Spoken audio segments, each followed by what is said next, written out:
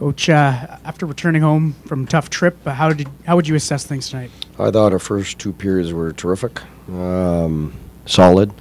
We wanted to get our work ethic back the way it normally is, and our speed, and that's exactly what we did. So 3-0, and I liked the end of the second period, contrary to a few games in a row now where we do great, but at the end of the second, all of a sudden we give up something and we take penalties, and the opponent takes advantage of it, and they go into the room with a bit of momentum, and they take advantage at the beginning of the third period. So that was better. But in the third period, I kind of had in the back of my mind, if they did score early, we'd be fragile, and that's exactly where it was. And we know that it's tough for us to sustain what we're doing for 2 periods and for 3 periods. There's a confidence issue there. There's an experience issue there, and so that's what we're encountering. But in the end, I think the guys pushed hard. Andy was outstanding at the right moments, and I like the fact at the end, where you see our guys are pushing, blocking shots, and it's our vets out there that made it happen to get that last goal. So now that helps for the mind on the next time that we encounter that situation, because you can't ask for these things. You got to live them. You got to get confidence because you overcome them and you withstand the other team's push, and and that's a good one. You said fragile. Would you chalk that up to more of a lack of confidence thing, or would other factors have in play, like coming home from the long trip? It's everything. It really is. It's the confidence for sure, because now we've lost some games that were doing terrific, and after 2 periods, and they slipped away. So the guys are like, oh no, not again. It's easy to go there with your mind. There's an experience thing. Under pressure, you'll fight, you'll freeze, or you'll fly away. And so I thought there was a bit of freezing in that third period. And it's an attitude thing that we're talk about, but you got to live it. You got to have success doing it. And there's a personnel thing too, that we're missing some guys, and so some key guys are coming back again and again in tough situations, and they get worn out. So it's a bit of everything. Nick Paul finally gets in the lineup after a few recalls, and yes, a good start in Belleville. What did you think of his play? Oh, I thought he played great tonight. I would have given him a bit more ice time, to be honest, but then the power play and the PK and power play, and all of a sudden the first line gets on the ice on the other side. So I'd say him, McCormick would have liked a bit more ice time for them.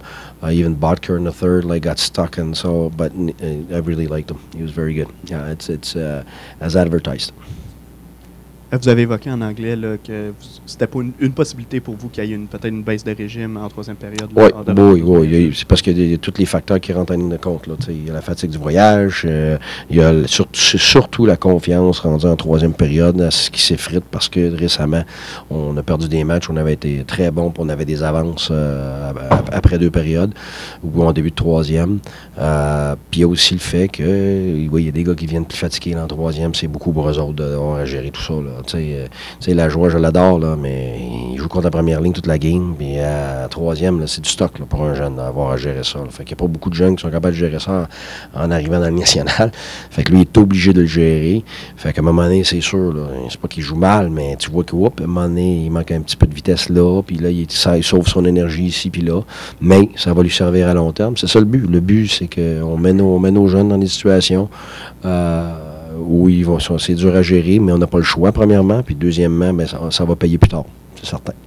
L'avantage numérique qui est encore produit ce soir, on dirait que tout le monde a l'air de vouloir mettre du sien depuis le début de la saison. Là, oui, les 2 avantages numériques. C'est pour ça que des fois, on a tout le monde. J'aime beaucoup l'attitude, j'aime beaucoup la concentration sur les détails. L'avantage numérique, c'est des détails.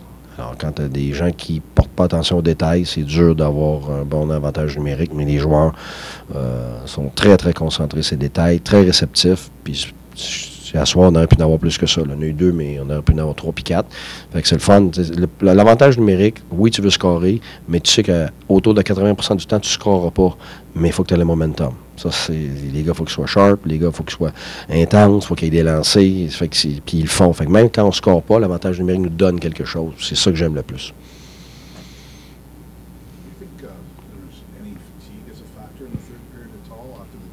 100%, but it's not just coming back from a trip. I've been saying it. We've got a lot of guys that are managing minutes they're not used to against players they're not used to.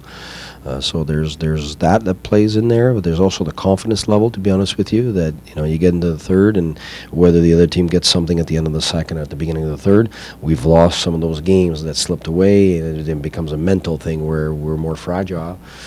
So it's a good thing. We were able to withstand, and we won the game, and then that's the only way. You can talk about it all you want, but until you live it and you make it happen, it's the only way that you get confidence dealing with those situations. So the hesitation part, that's part of it. But yeah, some guys are playing way more minutes that normally we would give, but at the same time, it's giving us something positive in the long run, and we know where we are. It's our whole goal is to make sure that we develop as good as we can, as fast as we can, so that in the long haul, everybody's going to be a solid NHL or a good two-way player. And right now, there's a lot of development that's going on, and guys are not just receptive, but they're showing it. You look at Formanton again tonight, and he was a threat. He did a lot of great things, and I thought he followed his game the way he did last game.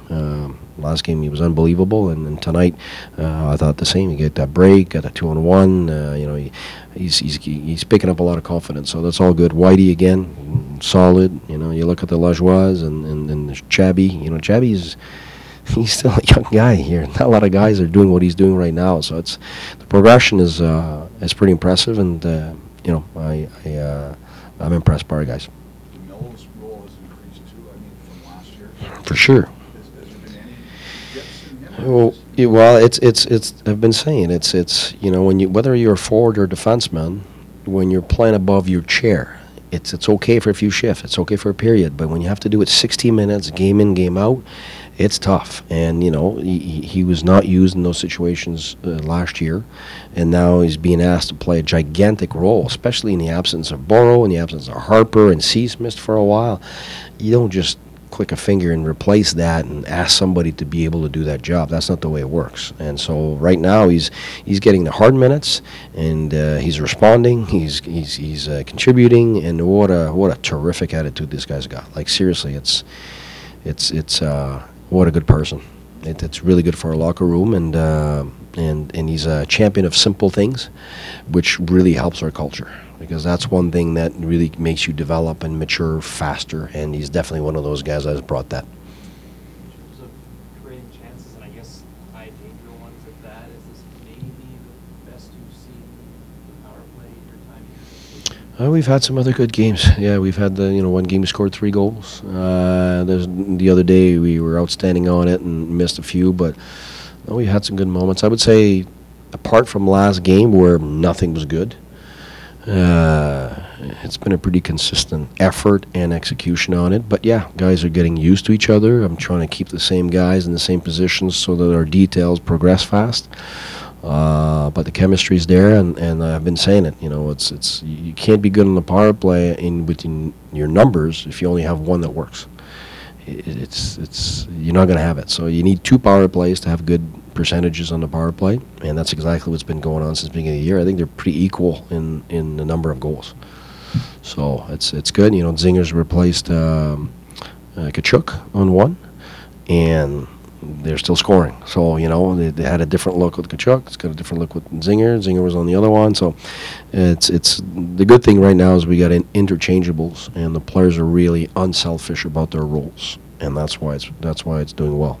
But I don't want to say that too much, because there's a next game coming. We want to be good. Speaking of that game, based on seeing Buffalo put up 48 shots on the road, does it change who you may want to start in Buffalo as opposed to Canada? No, honestly, we have to sit down. It is a discussion that we have to have, and we got to weigh the pros and cons for sure. We want to celebrate tonight, first of all, because we're big on celebrating every win, whatever it looks like. That's important. And then we'll see what we want to do. Probably make a decision tomorrow and sleep on it and see what's best. After 2 periods, the shots are 25-25. So it's the confidence thing and a little bit of fatigue in the 3rd period. So hopefully we're able to have a very, very short skate tomorrow, just to keep our sharpness with the puck.